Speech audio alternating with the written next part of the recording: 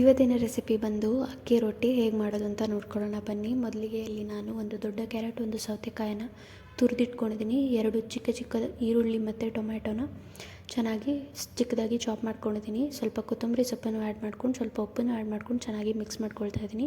ನೀವು ಹಸಿರು ಮೆಣಸಿನ್ಕಾಯಿ ಕೂಡ ಇದಕ್ಕೆ ಆ್ಯಡ್ ಮಾಡ್ಕೋಬೋದು. ಮತ್ತು ಸಬ್ಬಸಿಗೆ ಸೊಪ್ಪು ಬೇಕು ಅಂತಂದರೂ ಕೂಡ ಇದಕ್ಕೆ ನೀವು ಆ್ಯಡ್ ಮಾಡ್ಕೊಳ್ಬೋದು. ಈ ಥರ ಚೆನ್ನಾಗಿ ಮಿಕ್ಸ್ ಆದಮೇಲೆ ಒಂದೇ ಸ್ಪೂನ್ ಆಗುವಷ್ಟು ಅಕ್ಕಿ ಹಿಟ್ಟನ್ನು ನಾನಿಲ್ಲಿ ಆ್ಯಡ್ ಮಾಡ್ಕೊಂಡು ಬರ್ತಾಯಿದ್ದೀನಿ. ಟೋಟಲಾಗಿ ನಾನಿಲ್ಲಿ ಒಂದು 2 ಕಪ್ಪಷ್ಟು ಅಕ್ಕಿ ಹಿಟ್ಟನ್ನು ನಾನು ಯೂಸ್ ಮಾಡಿದ್ದೀನಿ. ಅಕ್ಕಿ ಹಿಟ್ಟನ್ನು ಈ ಥರ ಹಾಕ್ಕೊಂಡು ಫಸ್ಟು ಡ್ರೈ ಮಿಕ್ಸ್ ಮಾಡ್ಕೋಬೇಕು. ಫಸ್ಟ್ಗೆ ನೀರು ಹಾಕ್ಕೊಳ್ಳೋದಕ್ಕೆ ಹೋಗಬೇಡಿ, ಯಾಕಂತಂದರೆ ತರಕಾರಿ ಜೊತೆ ಉಪ್ಪು ಹಾಕಿ ನಾವು ಮಿಕ್ಸ್ ಮಾಡ್ಕೊಳ್ಳೋದ್ರಿಂದ ಅದು ನೀರು ಬಿಡೋ ಚಾನ್ಸಸ್ ಇರುತ್ತೆ.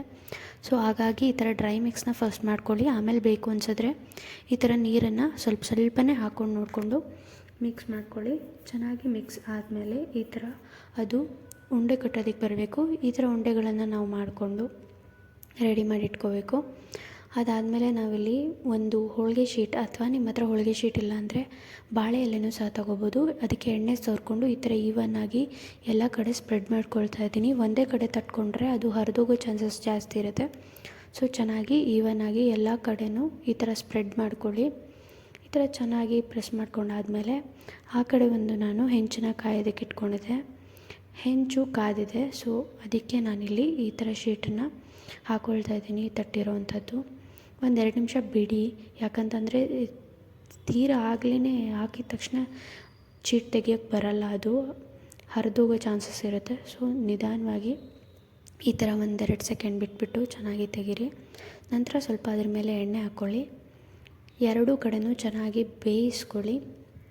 ಚೆನ್ನಾಗಿ ಬೆಂದರೆ ಅಕ್ಕಿ ರೊಟ್ಟಿ ಸೂಪರ್ ಟೇಸ್ಟಿಯಾಗಿರುವಂಥ ಅಕ್ಕಿ ರೊಟ್ಟಿ ರೆಡಿಯಾಗುತ್ತೆ. ನೀವು ಎಣ್ಣೆ ಬೇಡ ಅಂತ ಅಂದರೆ ಕೂಡ ಸ್ಕಿಪ್ ಮಾಡ್ಕೋಬೋದು. ನಾನ್ ಸ್ಟಿಕ್ ತವಾದಲ್ಲಿ ನೀವು ಮಾಡಿಕೊಂಡ್ರೆ ಜಾಸ್ತಿ ಎಣ್ಣೆನ ಹಾಕ್ಕೊಳ್ಳೋವಂಥ ಅವಶ್ಯಕತೆ ಬರಲ್ಲ. ಎಣ್ಣೆ ಹಾಕ್ಕೊಂಡ್ರೆ ಟೇಸ್ಟ್ ಚೆನ್ನಾಗಿ ಬರುತ್ತೆ ಅನ್ನೋ ರೀಸನ್ಗೆ ನಾನಿಲ್ಲಿ ಎಣ್ಣೆನ ಹಾಕ್ಕೊಳ್ತಾ ಇದ್ದೀನಿ. ಇದೇ ಥರ ಪ್ರೊಸೆಸ್ನ ಫಾಲೋ ಮಾಡಿಬಿಟ್ಟು ಎಲ್ಲ ಅಕ್ಕಿ ರೊಟ್ಟಿಗಳನ್ನು ನೀವು ಕೂಡ ರೆಡಿ ಮಾಡ್ಕೋಬೇಕು. ಕಾಯಿ ಚಟ್ನಿ ಮಾಡೋದಕ್ಕೆ ನಾನಿಲ್ಲಿ 4-5 ಟೇಬಲ್ ಸ್ಪೂನು ಕೊಬ್ಬರಿ ಹೋಳು ಇಟ್ಕೊಂಡಿದ್ದೀನಿ. ಅದ್ರ ಜೊತೆ ಒಂದು ಸ್ಪೂನ್ ಜೀರಿಗೆ ಹಾಕ್ಕೊಳ್ತಾ ಇದ್ದೀನಿ. ಅದಾದಮೇಲೆ ಸ್ವಲ್ಪ ಗಟ್ಟಿ ಇಂಗು, ನೀವು ಪೌಡ್ರ್ ಬೇಕಾದರೂ ಹಾಕ್ಕೋಬೋದು. ಅದಾದಮೇಲೆ ಹುಣಸೆಹಣ್ಣು, ಒಂದು ಹಸಿರು ಮೆಣಸಿನ್ಕಾಯಿ, ಸ್ವಲ್ಪ ಕೊತ್ತಂಬರಿ ಸೊಪ್ಪು ಮತ್ತು ಅದ್ರ ಜೊತೆ ಸ್ವಲ್ಪ ಉಪ್ಪನ್ನು ಆ್ಯಡ್ ಮಾಡಿಕೊಂಡು ಸ್ವಲ್ಪ ನೀರು ಹಾಕ್ಕೊಂಡು ರುಬ್ಕೊಂಡ್ರೆ ಕಾಯಿ ಚಟ್ನಿ ರೆಡಿ ಆಗುತ್ತೆ. ಇದು ಅಕ್ಕಿ ರೊಟ್ಟಿ ಜೊತೆ ಒಳ್ಳೆ ಕಾಂಬಿನೇಷನ್ನು. ರೆಸಿಪಿ ಟ್ರೈ ಮಾಡಿ, ಹಾಗೆ ಹೇಗೆ ಅನಿಸ್ತು ಅಂತ ಕಮೆಂಟ್ ಮಾಡಿ. ವಿಡಿಯೋ ಇಷ್ಟ ಆದರೆ ಲೈಕ್ ಮಾಡ್ಕೊಳ್ಳಿ, ಹಾಗೂ ನಿಮ್ಮ ಫ್ಯಾಮಿಲಿ ಆ್ಯಂಡ್ ಫ್ರೆಂಡ್ಸ್ ಜೊತೆ ಈ ವಿಡಿಯೋನ ಶೇರ್ ಮಾಡಿ. ನಮ್ಮ ಚಾನಲ್ನ ಸಬ್ಸ್ಕ್ರೈಬ್ ಮಾಡ್ಕೊಳ್ಳಿ ಮತ್ತು ಬೆಲ್ ಐಕನ್ನ ಕ್ಲಿಕ್ ಮಾಡ್ಕೊಳ್ಳಿ. ನಿಮಗೆ ಎಲ್ಲ ನೋಟಿಫಿಕೇಷನ್ನು ಮಿಸ್ ಆಗ್ದಂಗೆ ಬರುತ್ತೆ. ಹಾಗೂ ವಿಡಿಯೋ ನೋಡಿದ್ದಕ್ಕಾಗಿ ಧನ್ಯವಾದಗಳು. Thank you.